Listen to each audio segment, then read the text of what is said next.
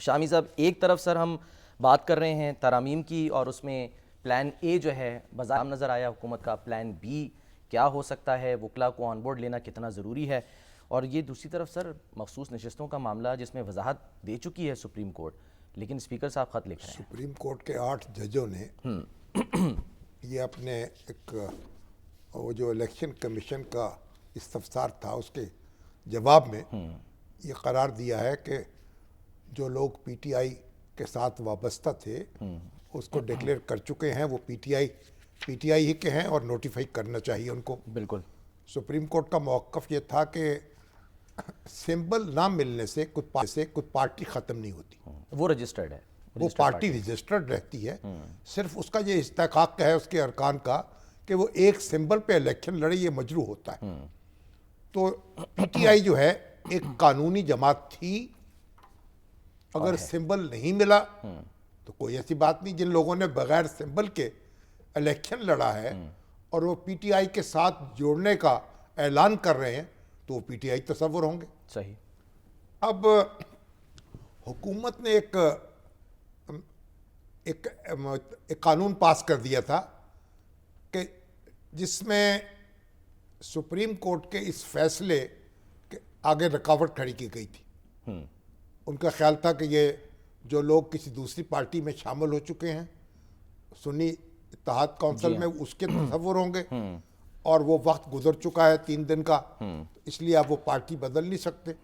اور اس کو نافذ العمل بھی کیا گیا تھا 2017 سے۔ یہ 8 ججوں نے جو ایک وضاحتی نوٹ جاری کیا ہے اس میں انہوں نے یہ بات بھی لکھی، اگرچہ اس کی باقاعدہ سماعت تو نہیں ہوئی، لیکن اگر کوئی قانون بنتا ہے تو اس کو چیلنج کیا جاتا ہے تو پھر اس کی باقاعدہ سماعت ہوتی ہے، نوٹس دیا جاتا ہے، فریقین کو سنا جاتا ہے، پھر فیصلہ صادر ہوتا ہے۔ تو سپریم کورٹ کو حق حاصل ہے کہ کسی قانون کو خلاف آئین قرار دے دے اور اسے کالعدم قرار دے دے۔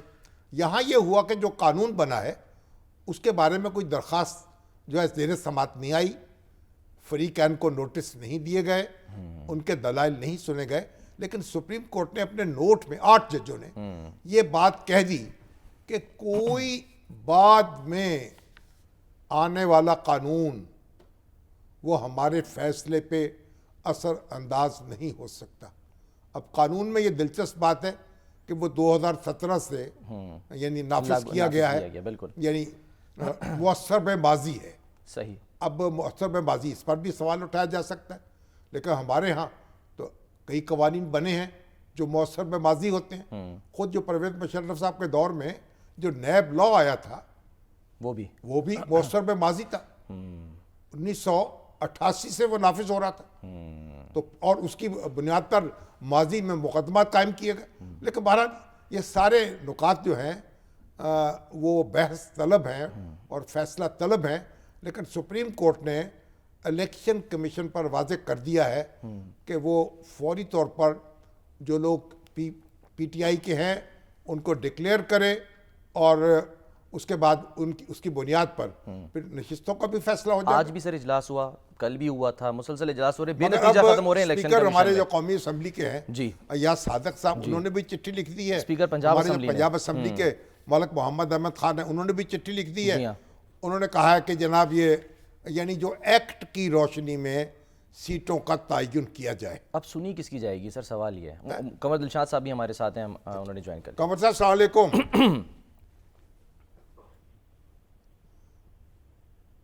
قمر صاحب ہیلو جی السلام علیکم۔ قمر صاحب کو آواز آ رہی ہے؟ آواز آ رہی ہے؟ جی آواز آ رہی ہے جی۔ قمر صاحب یہ جو اسپیکر قومی اسمبلی نے خط لکھ دیا، پھر پنجاب اسمبلی نے خط لکھ دیا، اس سے پہلے 8 جج جو ہیں انہوں نے ایک وضاحتی نوٹ جاری کیا، تو اب یہ الیکشن کمیشن جو ہے اسے کیا کرنا ہوگا، اور کیا تضاد نہیں ہے سپریم کورٹ کے ججوں کے نوٹ میں اور اسپیکرز کے خطوط ہیں ان میں؟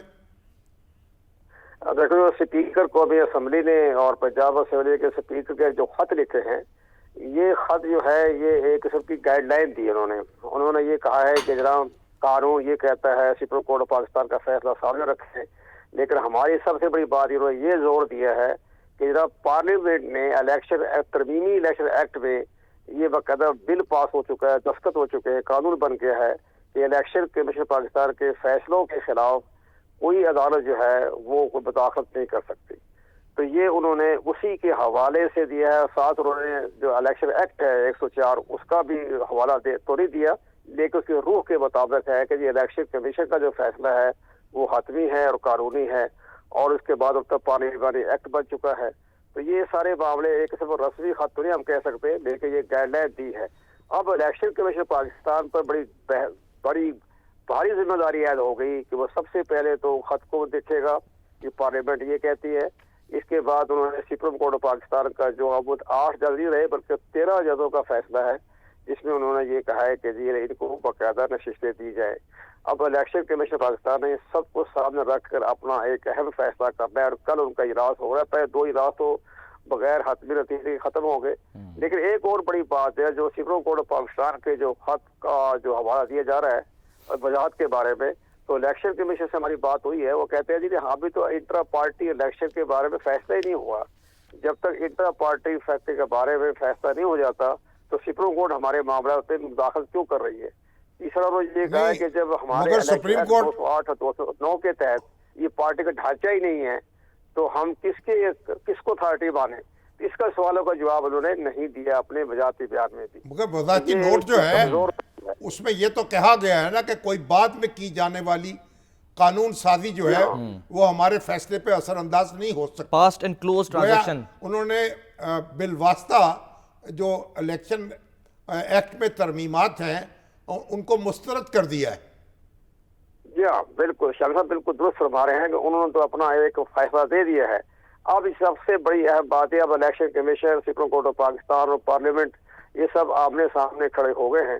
لیکن مجھے بڑی حیرانگی ہوئی کہ اسپیکر کو بھی اسمبلی کو ایسے نازک مسئلے پر جبکہ قانون آئین میں باقاعدہ آ چکا ہے سپریم کورٹ آف پاکستان کا، تو اس میں مداخلت نہیں چاہیے تھی، ایڈوائس نہیں کرنی چاہیے تھی. یہ خود الیکشن کمیشن نے فیصلے کرنے ہوتے ہیں تو کسی کی ایڈوائس تو نہیں کرے گا. لیکن بہت ٹھیک ہے، یا صادق صاحب نے ان کو رہنمائی اصول دی ہے کہ آپ یہ دیکھیں فیصلہ کرتے وقت، لیکن انہوں نے سپریم کورٹ آف پاکستان کے فیصلے 12 جولائی کو بھی دیکھنا ہے اور اپنے بھی فیصلے دیکھ رہے ہیں، ماضی کے فیصلے بھی دیکھ رہے ہیں، لیکن بڑی گمگیر مسائل پیدا ہو گئے ہیں. تو یہ تو سب کے سامنے درست فیصلہ نہیں آیا ہے. لیکن الیکشن کے پاکستان کا کہنا یہ ہے کہ ہماری بات نہیں سنی گئی، نہ لسٹ میں نام دیا گیا، نہ ہمیں نوٹس جاری کیا گیا، نہ ہمارا پوائنٹ آف ویو کو انہوں نے سپریم کورٹ کے 8 ججوں نے فیصلہ کمل کیا. صاحب آپ کی بھی قانون پہ بھی نظر ہے، الیکشن کمیشن کے قواعد اور ضوابط پر بھی نظر ہے، الیکشن ایکٹ پر بھی نظر ہے. جو تشریح کا کسی قانون کی تشریح کا جو حتمی اختیار ہے وہ تو سپریم کورٹ کے پاس ہے نا. تو اگر سپریم کورٹ ایک موقف اختیار کر لے یا ایک ہدایت جاری کر دے تو پھر اس سے روگردانی تو بہت مشکل میں نہیں ڈال دے گی الیکشن کمیشن کو؟ بہت مشکل میں ڈال دے گی. اگر یہ انہوں نے سپریم کورٹ کے 8 ججوں نے یا 13 ججوں نے اگر انہوں نے آرٹیکل 190 کا سہارا لے لیا تو پھر تو کچھ بھی نہیں بچے گا. وہ تو بہت بڑا کیا ہو کیا سکتا ہے نہ اگر عمل کیا سپریم کورٹ کے فیصلے پر تو کیا نتائج کیا ہوں گے جس کا ذکر بھی کیا گیا تھا؟ پاکستان کو پھر کنٹیمپٹ جاری کرے گا سپریم کورٹ آف پاکستان. اچھا تو پھر یہ تو کنٹیمپٹ جاری کر دے گا. کنٹیمپٹ کے بعد بھی اپنے صفائیاں دیتے رہے، اٹارنی جنرل پیش ہوتا رہے اور الیکشن کمیشن پاکستان کو بھی بہت ہوتا رہے. لیکن بڑا اہم مسئلہ یہ ہے کہ سپریم کورٹ آف پاکستان نے بھی الیکشن کمیشن کے پوائنٹ آف ویو کو نہیں سنا، جس پر انہوں نے موقع مل گیا ان کے فیصلے کو نظر انداز کرنے کا. چلیے ٹھیک ہے، چلے بہت بہت شکریہ کمل دلشاد صاحب.